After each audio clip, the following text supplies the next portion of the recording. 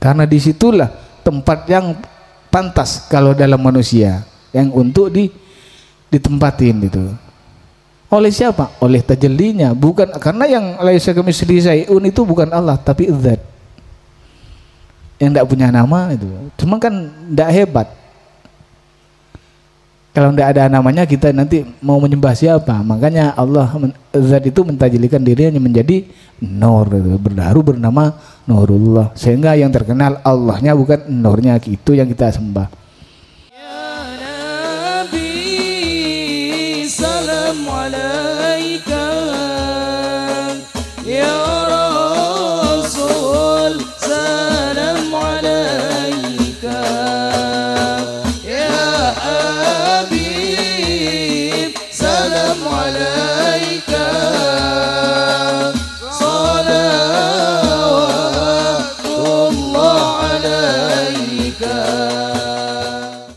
Sampean itu mengaji tauhid kepada saya udah 4 tahun, udah cukup alim sampean sudah sebetulnya. Tinggal ayo belajar nyambung kepada Allah, kepada Rasulullah, kepada saya. Kalau saya diyakini akan menyelamatkan sampean lewat dari Rasulullah, udah dekat aja sama saya. Kalau tidak yakin, tidak apa-apa. Barangkali sampean punya amal yang lebih banyak dari kejelekannya, tidak masalah itu ya. Makanya saya selalu mengkaji, Pak. Kata Rasulullah dalam hadisnya, orang yang selamat dari hisab itu hanya orang yang ahli ibadah. Kepada sahabat, setelah ditanya oleh sahabat, siapa ya Rasulullah yang ahli ibadah? Oh, yaitu hanya para rasul, para nabi dan para wali. Sampean para apa sekarang? Berarti sampean ini pra peradilan kan? Bukan para wali, bukan para rasul, bukan para nabi. Ini yang selamat dari hisab. Sayyidina Umar ingin selamat juga dari hisab, makanya dekatnya kepada Rasulullah, digantungkan kepada Rasulullah karena sebagai kekasih Allah. Ya selamat Umar, malaikat tidak mau itu loh. Neraka juga gitu, sudah selamat ya selamat semua. Ada orang yang bilang kalau selamat di alam kubur belum tentu selamat di akhirat. Berarti Allah itu aniaya kalau kayak gitu. Saya bilang Allah itu punya Rahman dan Rohim. Kalau sudah selamat ya selamat. Masa pengadilan di alam kubur belum cukup di akhirat? Ini berapa kali pengadilan nanti? Berapa kali siksaan? Allah tidak begitu. Kita kalau sudah diadili di dalam kubur tidak akan selesai sampai hari akhirat nanti soalnya. Terus seperti itu, Pak. Kecuali ada orang-orang yang soleh yang selalu mendekati, mendoakan sampean agar sampean selamat. Itu aja cuman kuncinya. Jadi belajar melepas agar sampean tahu dekatnya dengan Allah itu seperti apa. Kiblatnya kita kalau sholat itu ke Baitullah, tapi secara hakikat itu dalam hati kita, dalam jiwa kita. Kalau sampean sudah merasakan seperti itu, kedekatan sudah masuk. Sampean akan melepas hanya berkumpul dengan Allah yang selalu mengawasi diri kita. Al-Quran itu semuanya benar, Pak. Tidak ada yang salah menurut saya.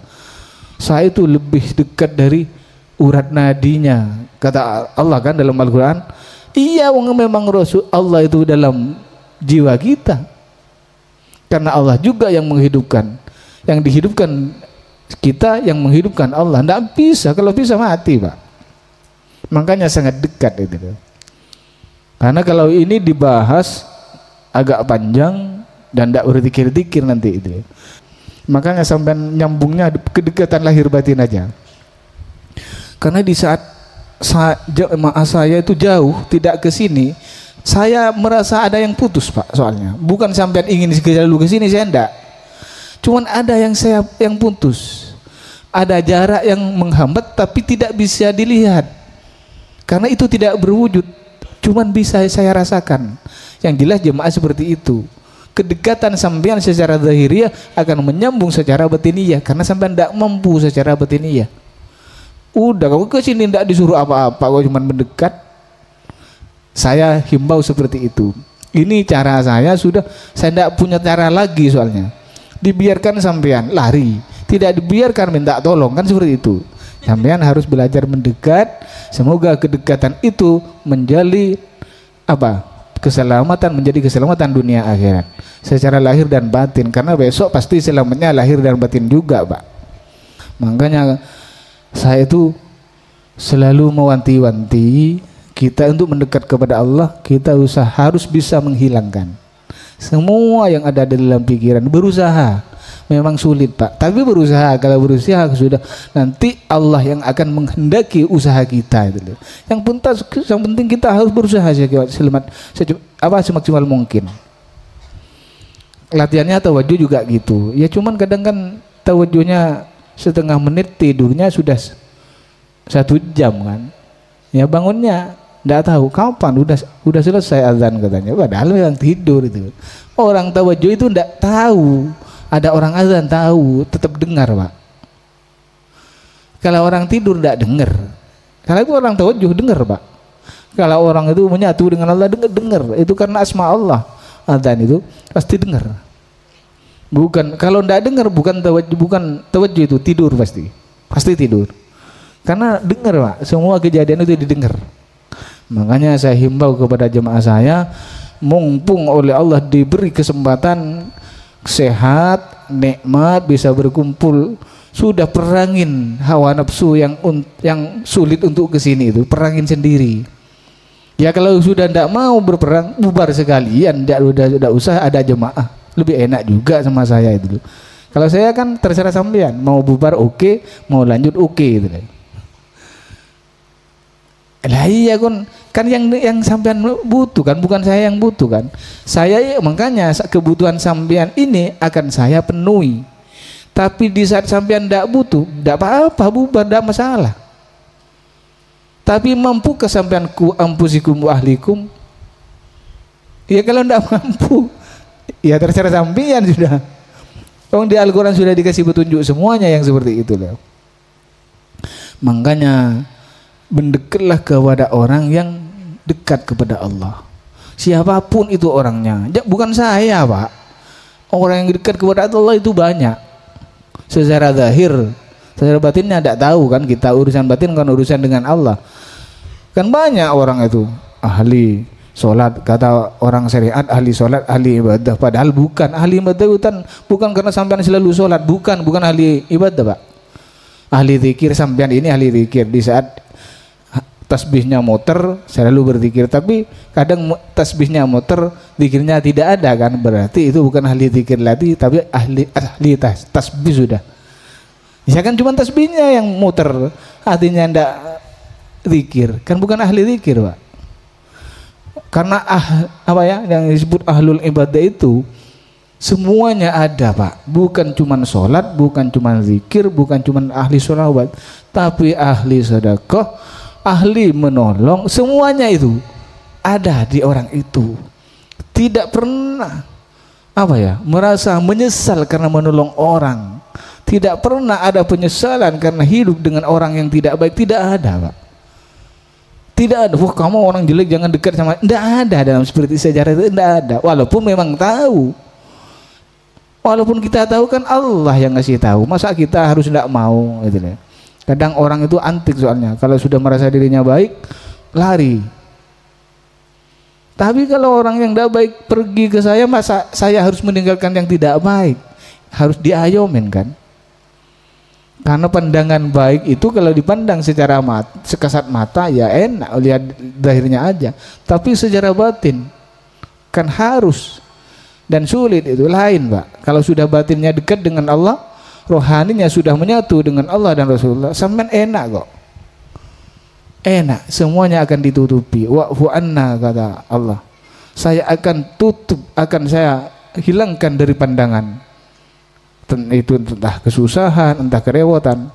Wa'fir lana, saya akan tutup dari kesusahan itu sendiri. Semuanya dilepas, tidak boleh. Yang tidak boleh kan itu Allah sendiri, bukan kita.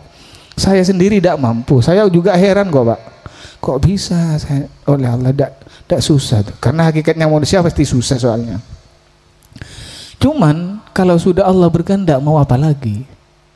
Ya cuman dengan jalan itu kita mendekat kepada Allah secara zahir dan rohani. Batin harus dekat. Bukan menyatu, enggak, Pak.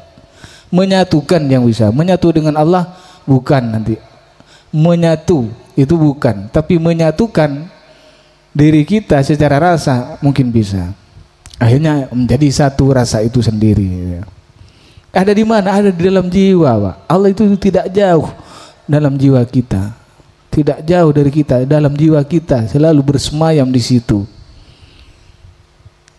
Karena disitulah tempat yang pantas kalau dalam manusia, yang untuk ditempatin itu. Oleh siapa? Oleh tajallinya, bukan karena yang laisa kamitslihi syai'un itu bukan Allah, tapi zat yang tidak punya nama itu. Cuma kan tidak hebat.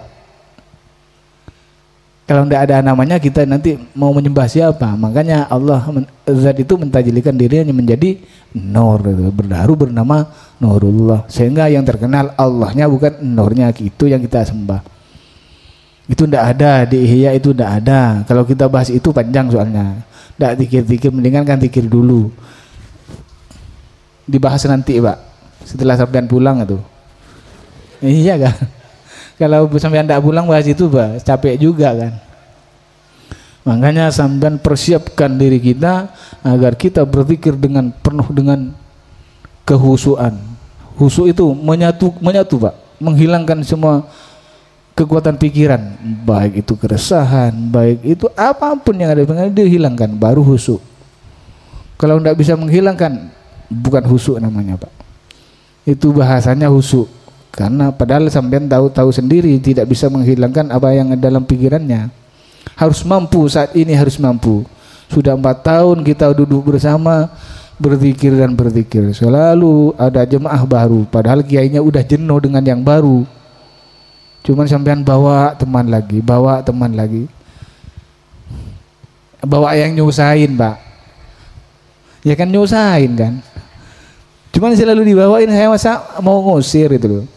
Maksud saya biar tidak ada tambahan lagi, cukup sekian sudah, jamaah saya sudah apa ya, ngurusnya sudah sibuk, sudah sangat merepotkan. Jadi sampean tidak usah bawa yang baru, sampean aja perbarui gitu loh. Belum memperbarui sampean ngajak yang baru aja. Wah, udah repot juga kiainya, sulit. Makanya sampean belajar mendekatkan diri agar menjadi dekat. Tapi kalau sudah sampean bisa melepas, itu sudah hampir. Itu sudah hampir, Pak. Jalannya sudah hampir sampai sampean. Sudah hilang dalam pikiran, itu sampean sudah hampir itu, hampir dekat. Hampir sudah. Kalau sudah bisa melepas. Enggak dapat uang kok sampean selalu diingat saja. Pakai kalkulator tak? Kok selalu ingat itu ya. Makanya hadirin jemaah yang dirahmati Allah, mari kita sama-sama untuk memulai berzikir secara lisan, secara zahiriah.